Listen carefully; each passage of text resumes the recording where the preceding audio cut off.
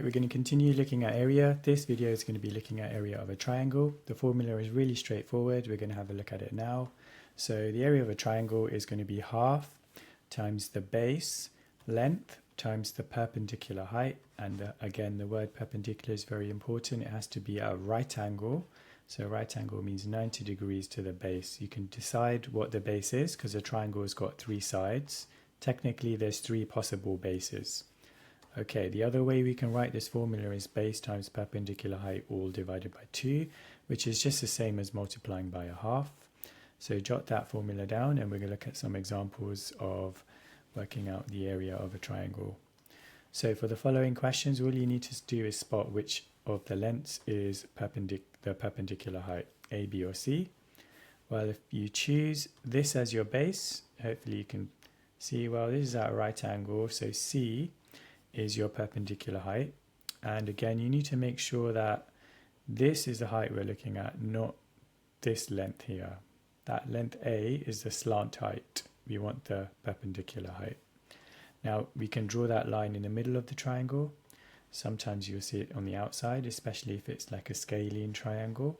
You may get scalene triangles, for example, that look like this. And the perpendicular height would be the height that actually has to be shown outside of the shape itself. So this is the height, but you can't show it inside the shape because of the slant. Okay. For the next shape, let's decide what the perpendicular height is. Which letter are we going to look at?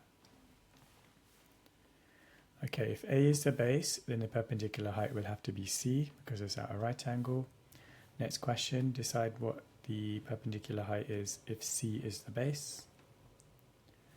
Okay, so you may be able to see this here, that A is going to be your perpendicular height. Now if I turn the shape around, you might spot it a bit easily. That perpendicular height is this height here.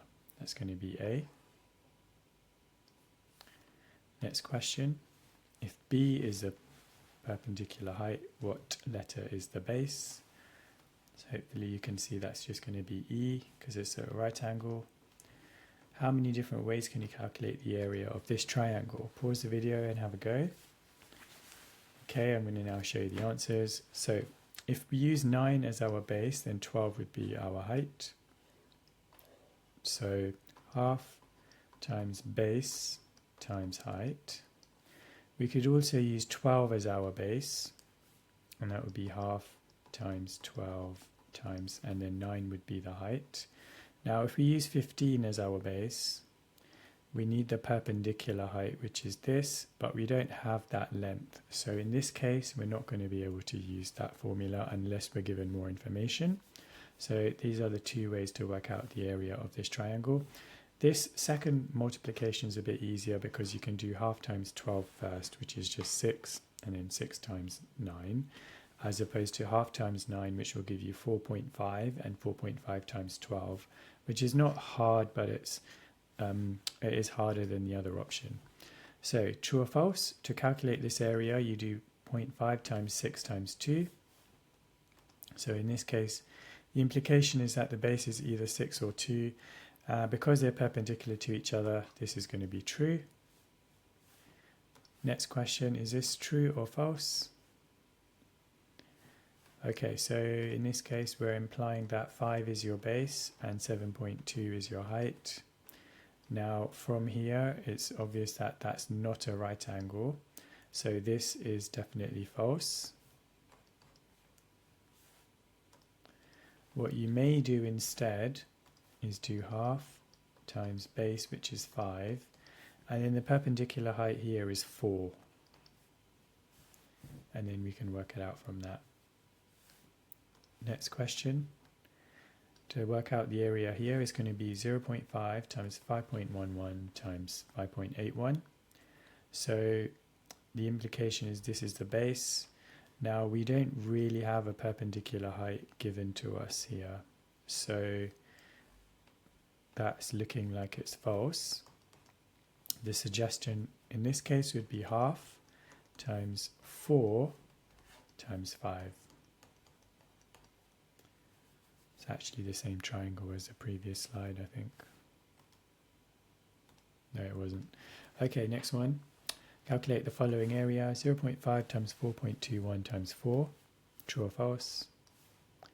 So if 4.21 is the base, you're going to need a right angle height from that, and this doesn't work. What we can do, however, is half times 4 times 3, because that is perpendicular. Though it's not labelled very clearly here, it's meant to be perpendicular. Okay, now there's a fill in the blanks here, just to check you're choosing the right numbers on these diagrams. Pause the video and have a go, and then I'm going to show you the answers.